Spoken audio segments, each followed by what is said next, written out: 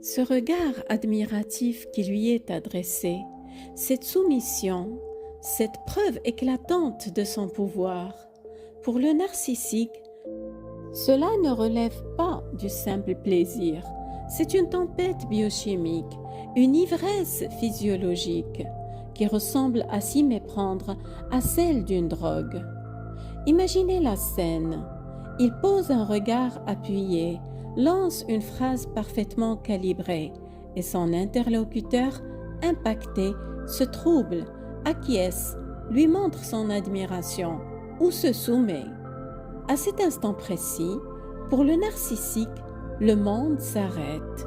Ce n'est pas une simple satisfaction, c'est une culmination.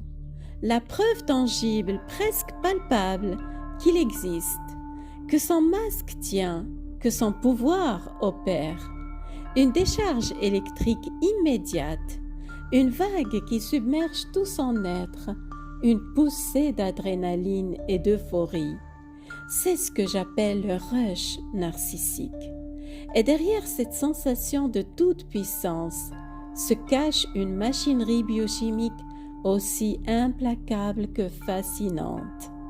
Je suis Fatem Zahra Alami, tisseuse de conscience et des relations humaines. Je cueille les fils emmêlés de nos comportements. Je dénoue les nœuds de l'inconscient et j'essaie de créer un motif de compréhension plus clair, plus doux, pour habiter notre humanité plus librement. Justement, cette liberté, que devient-elle lorsque l'esprit devient dépendant à son propre pouvoir? Lorsque le cerveau, cet alchimiste silencieux, se met à brasser les neurotransmetteurs comme autant de potions d'ivresse. Aujourd'hui, je vous emmène au cœur du laboratoire intime du narcissique, là où naît ce qui ressemble à de la grandeur, mais qui n'est souvent que l'éclat fiévreux d'une biochimie en fusion. Car ce rush si particulier, cette euphorie du contrôle, a un nom, un visage et une composition chimique bien précise. Nous allons assister au ballet intime des neurotransmetteurs. Nous verrons comment la dopamine, l'adrénaline et la sérotonine se conjuguent pour créer cette dépendance si particulière. Et pourquoi, comme tout toxicomane qui se respecte, le narcissique est condamné à chercher sa dose encore et encore dans un cycle qui finit par le consumer lui-même. Levons donc le voile sur cette biochimie de l'euphorie narcissique. Décryptons ensemble les mécanismes de cette addiction au rush qui régit chaque interaction. Dans son cerveau, à ce moment-là, c'est une fête chimique, un cocktail à 3 composants qui définissent son état d'être. D'abord, la dopamine entre en scène. C'est la molécule du gain, de la récompense. Pour lui, ce n'est pas « j'ai réussi à connecter avec quelqu'un », c'est « j'ai gagné de l'attention, j'ai gagné de l'admiration, j'ai gagné du pouvoir ». C'est la sensation du joueur qui mise et qui gagne. Cette dopamine lui crie « tu es le meilleur, tu as dominé la situation ». C'est ce qui rend la quête de validation si compulsive. Chaque micro-validation est une petite dose qui entretient le circuit de la dépendance. Ensuite, il y a l'adrénaline. Elle est là bien avant, pendant la chasse. Le narcissique est un prédateur relationnel. L'anticipation, le plan, le risque calculé de l'échec, de séduire, de manipuler ou d'écraser, tout cela génère une excitation aiguë, un frisson. C'est l'adrénaline qui rend le jeu si palpitant. La conquête est un sport de haut niveau et son corps est dopé pour la performance.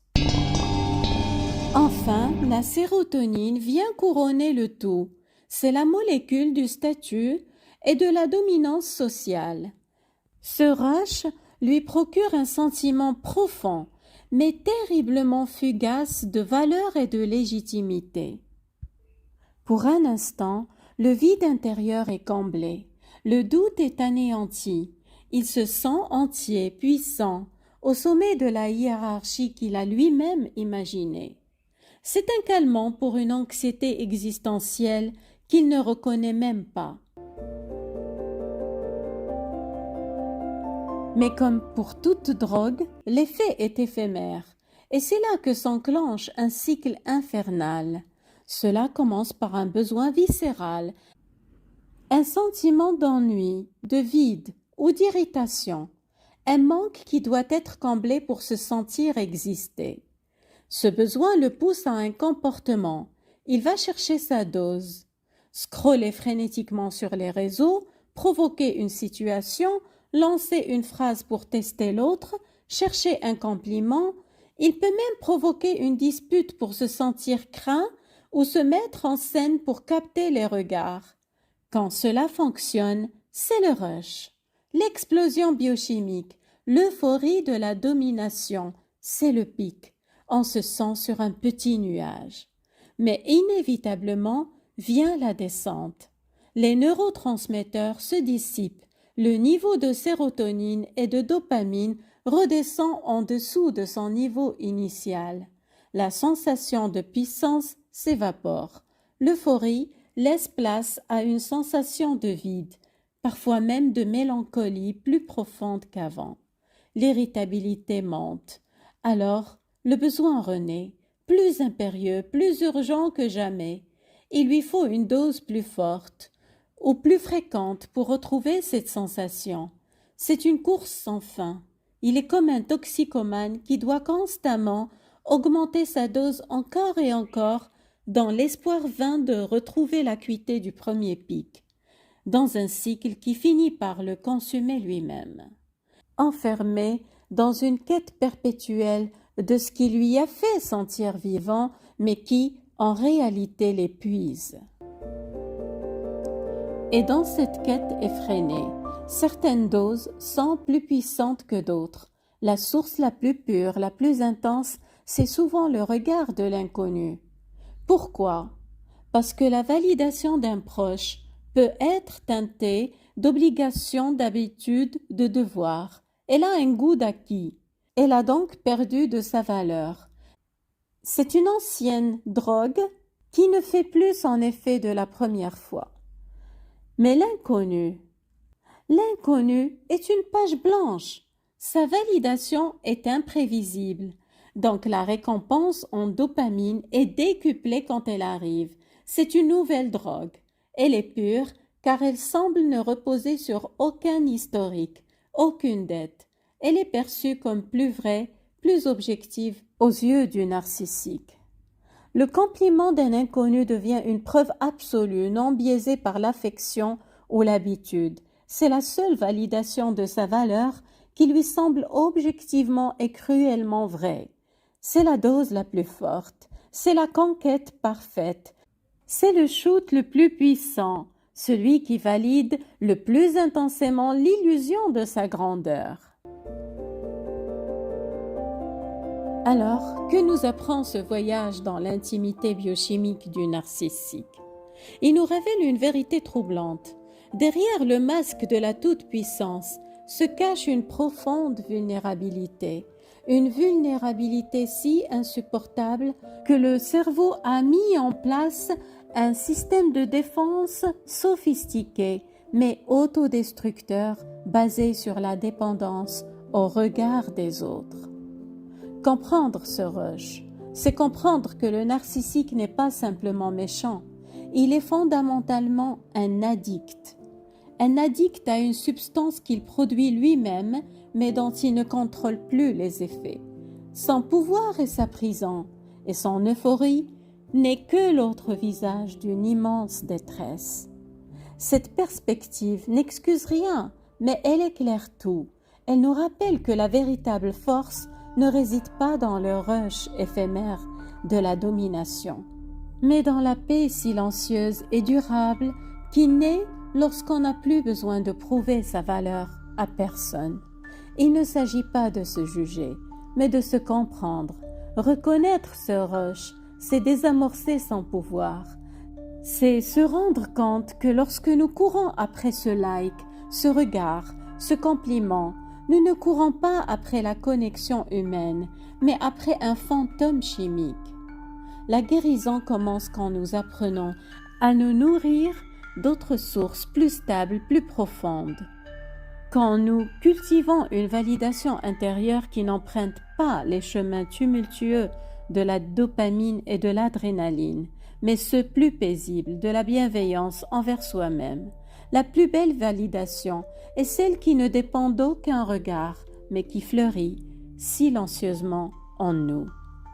Et si nous devons retenir une chose de cette plongée dans les mécanismes du narcissisme, que ce soit ces deux enseignements essentiels. Premièrement, la leçon fondamentale. On ne peut à la fois nourrir son propre vide avec l'énergie des autres et espérer se trouver soi-même. Chaque rush de puissance obtenu par la manipulation est un leurre qui creuse l'abîme qu'il prétend combler. La véritable estime de soi ne se conquiert pas dans le reflet d'un regard admiratif, mais se construit patiemment dans le silence et le respect de sa propre âme. Et deuxièmement, le signal d'alarme pour toute nouvelle rencontre. Méfiez-vous de l'intensité trop parfaite, de ce charme qui semble taillé sur mesure pour vos failles les plus secrètes.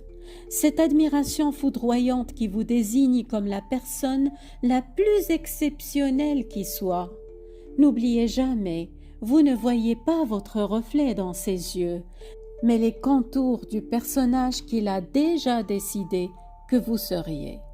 Le vrai lien se construit dans le temps, avec l'acceptation des hésitations et des imperfections. L'idéalisation n'est que l'envers du mépris à venir. Et toute rencontre qui vous projette d'emblée sur un piédestal vous prépare inévitablement une chute. Prenez soin de vous, vraiment.